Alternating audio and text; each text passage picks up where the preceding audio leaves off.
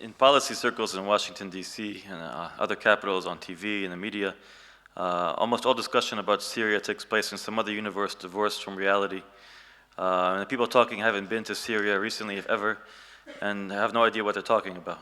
And most opinions and policies in place today have been formulated out of thin air, not through any process of empirical or logical or fact-based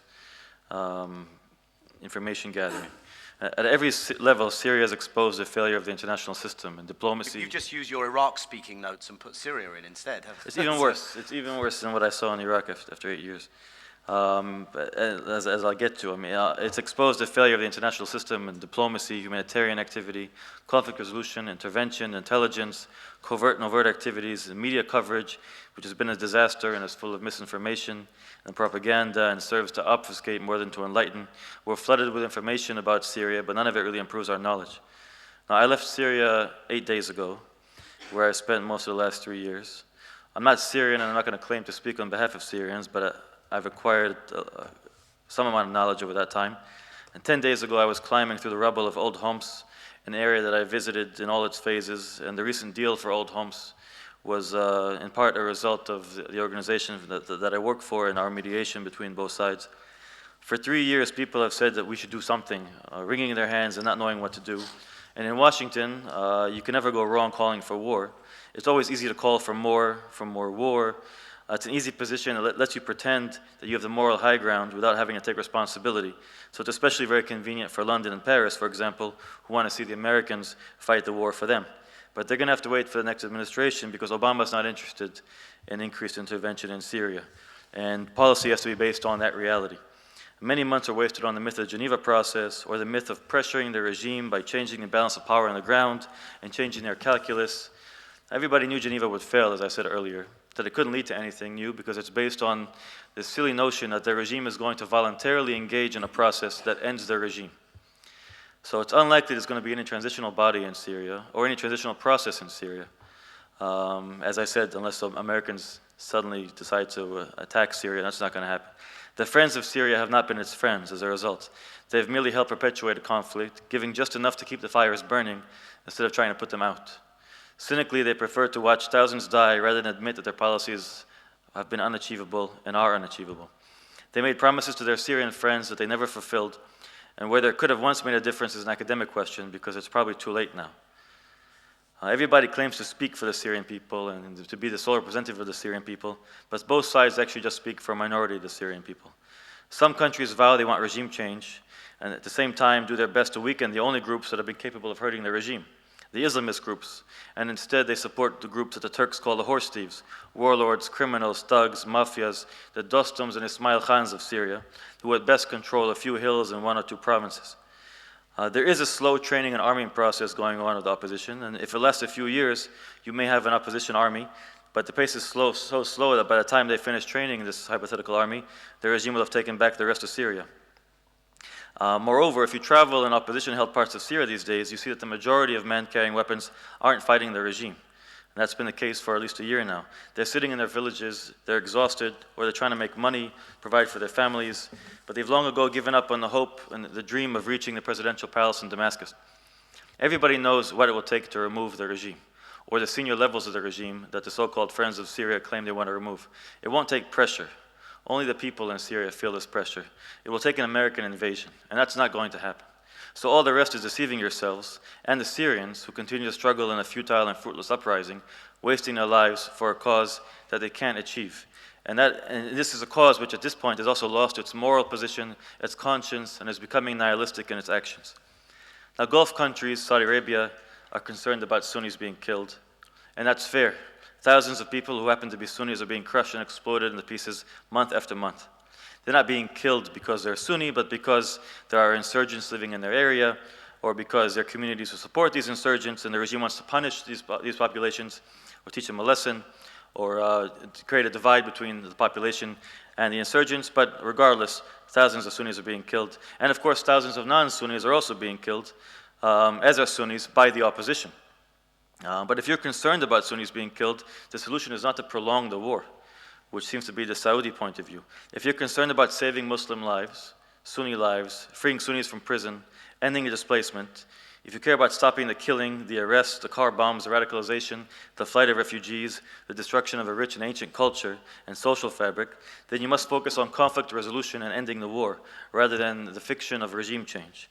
The priority must be first and foremost on ending the war in as much of Syria as possible, on reducing the killing, the displacement, and the radicalization. Now regionally, as I said before, there's not much pressure to solve this Syria as one might think. Many countries have shifted into a conflict management mode. Turkey, for example. They're managing this conflict. It's not really a big problem for them. There was a concern over spillover, but until now, Syria has been a case of spill in. The refugees are a problem, but they might even prove profitable for some countries in the long run. ISIS is more active in Iraq, that's true, but that's in part a result of Maliki's own failings and abuses as a leader. Jordan is receiving enough money that they'll probably make a profit from the refugee case eventually. Israel never has to worry about giving back the Golan Heights to Bashar al-Assad, so they couldn't be more content. And Hezbollah is busy fighting Sunnis. The Syrian army has been degraded significantly, so they're doing okay. Lebanon seems to have been through the worst and emerged relatively unscathed. And every couple of years there's a little bit of instability in Lebanon. They seem to be able to handle it. And basically since 1983, the US has declared that they don't care about Lebanon. So they're doing all right. Turkey now has increased cheap labor. And in the short term, the PKK problem has been exported into Syria. So that's a good deal for them too. Now Gulf countries are worried about Al-Qaeda, but they're content to pour more fuel into the Syrian fire without having to worry about taking in any of the refugees that they're helping to cause by prolonging the war. Anyway, regime change has become less important in counterterrorism for most of the countries and for countering extremist violence, etc. Now, of course, I should add about Turkey. Turkey is more responsible than any other country, inadvertently, not deliberately, for creating the Al-Qaeda problem in Syria by turning a blind eye to the thousands of people that were streaming through its borders. And that's important because, as a result of that, the moderate opposition that did exist at one point, that was running successful attempts at councils and local governance, was virtually destroyed, thanks to Turkish negligence of its own border.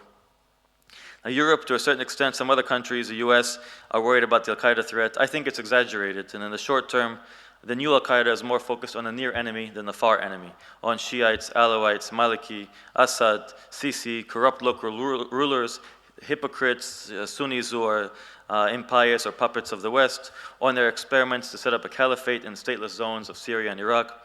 And of course, from the Western point of view, the best way to provoke this new Al-Qaeda might be to attack them directly. And perhaps the best way to deal with them would be to support the opposition that would be capable of tackling them. But the choice in Syria is often falsely portrayed as al-Assad or Al-Qaeda. Al-Qaeda won't take over Syria no matter what. That's not the choice. The choice is war or less war.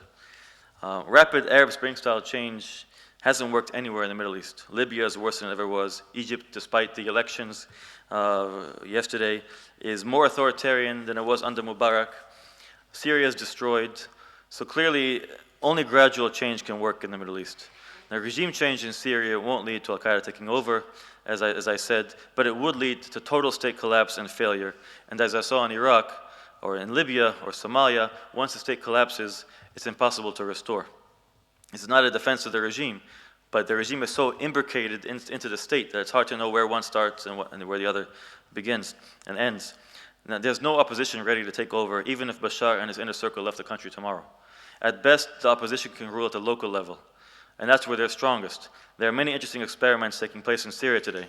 Opposition experiments in local governance have largely failed, but that's mostly because of regime attacks from the sky, which force people to flee, or because of Al-Qaeda and their predations in the north, and also because of corruption and mafia-like activities, and the general problem of Syrians not being able to cooperate very well with each other. But some councils in opposition areas remain and struggle bravely to provide for their people. What the government calls reconciliation deals are far from perfect and can also be called honorable surrenders, resulting from the siege tactics of the government. But leaders of the revolution in these areas which have done reconciliations with the government are treated as partners and local leaders for the first time, and acknowledged as such by the government. So there's something very important in there. And the civilians get to return to these areas. There's at least 10 areas where this has happened so far, and they can pick up the pieces of their lives. And that's better than the alternatives, as unattractive as it is. Now, while the opposition and its supporters are a reality, and they can't be forgotten, and they shouldn't be abandoned, The regime, the Syrian state, and its supporters are also a reality, and they have real popularity and support throughout the country, whether one likes them or not. State collapse is not a solution for Syria, and neither is wiping out the opposition. Neither side can win militarily in Syria. The regime is making steady progress in securing the center and the areas that are most important to it, but it can never take the north and the south as long as the borders with Jordan and Turkey remain open. Syrians on both sides have been negotiating with each other for the last 3 years. Sometimes agreements held for a month, sometimes for a year, until radicals or war profiteers on one side or the other undermined them. Sometimes these deals led to ceasefires, to cooperation, to prisoner releases, and even to a thriving trade across front lines between pro-regime militias and anti-regime militias. The solution must be engaging with the regime and demanding huge concessions from the regime in exchange for that. This would include international observers and peacekeepers and significant decentralization to allow the opposition and the loyalists to begin practicing politics safely at the local level. The solution in the short term is neither transition nor power sharing, but freezing the war as it is and acknowledging that Syria has been decentralized at the barrel of a gun, enshrining that decentralization so Syrians can freely elect their own leaders and representatives at the local and provincial level will allow them to eventually create leaders who can compete one day at the national level. The country is already decentralized, so all I'm actually calling for is reintegrating it rather than further division. This is all going to happen eventually anyway. So the question is, do you want to wait a few more years and watch tens of thousands of people die, or get involved in the process to make it better, to protect more civilians, to create a better Syria?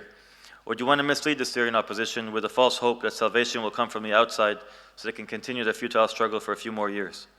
In the scenario that I described, countries like Turkey, the Gulf, other states involved in the conflict can continue to have a significant role because the armed groups they support, that their proxies, their puppets, their allies and friends will become local political actors or strongmen or warlords. So they can maintain their interests because they'll be supporting these groups indefinitely. And that's about the best you can hope for. It's kind of many Lebanons in Syria. But Syria can never go back to being the state it was before 2011. It doesn't even have enough manpower to control the country the way that it used to. That's one of the reasons why it's striking these local deals, so they can farm out authority to others. The old Syria is gone, and at best, much of the country will only be loosely tied to the center, and some of the country might be ungovernable for many years. Turkey and maybe Qatar will exercise huge influence over the north and parts of the east, while Jordan, and therefore the Saudis, will exercise huge influence over the south and parts of the center. Thus, closing the borders to weapons and fighters would come at the condition that the regime accept this new reality, a looser Syria with a weaker center, in which the president and security remain, but their role is reduced, and in which strong men rule their little areas. Jamal Maruf, for example, one of the heroes of Western media lately, will be a local ruler in parts of Idlib, Abdul Razak Tlas, in Rastan, and so on and so forth. And an international force will be present in the non-Al-Qaeda areas to make sure everybody behaves. Now, Iran and Russia will be content with this because their regime stays, and therefore Hezbollah gets to keep its supply lines. This might not give you the satisfaction of justice.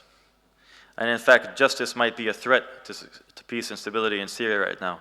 The ICC referral is not only impractical because nobody's going to come in there and arrest anybody, but it also makes a solution in the short term more complicated. Now, millions of dollars have been spent on transitional justice schemes and conferences that will never be implemented. It's much more likely that transitional justice will be implemented by silenced pistols and bombs planted under the cars once the war is over.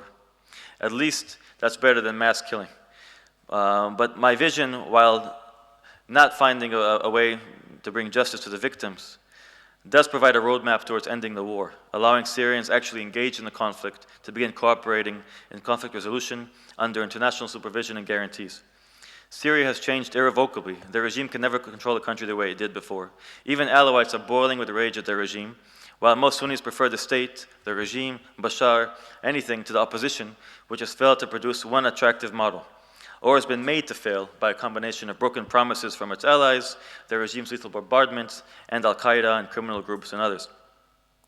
On the other hand, the loyalists have been changed irrevocably too. They openly criticize the regime and Bashar.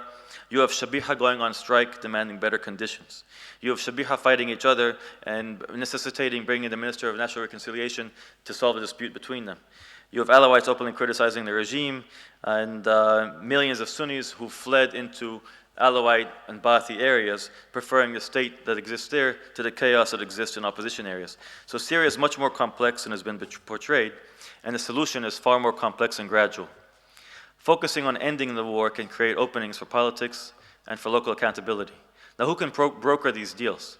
We've mentioned neighboring countries. We haven't mentioned the one organization that can actually do it, and that's the UN. The removal of Brahimi creates an opening, because the regime wasn't going to deal with Brahimi. Now, the UN leadership in Damascus now, under Yaqub al-Helu, the resident coordinator, has done some incredible work winning credibility on both sides. And it's shown that it can be effective, it's shown both sides it can deliver, and it's been able to extract huge concessions from the regime, unprecedented ones. Not as great as we might like, but in terms of protecting civilians who have left opposition areas, getting the regime to stick to its agreement, the UN has shown that it can actually do that. And Martin Griffiths, the replacement for Lamani in Damascus, is also respected by both sides. Now, the great thing about the UN is that it relieves it relieves countries of individual responsibility, and it's a convenient scapegoat if things go wrong. So the greatest hope for negotiating the kind of deals that I'm proposing won't come from Iran or Saudi Arabia or other countries. It'll come from those countries backing what will inevitably have to be UN efforts on the ground.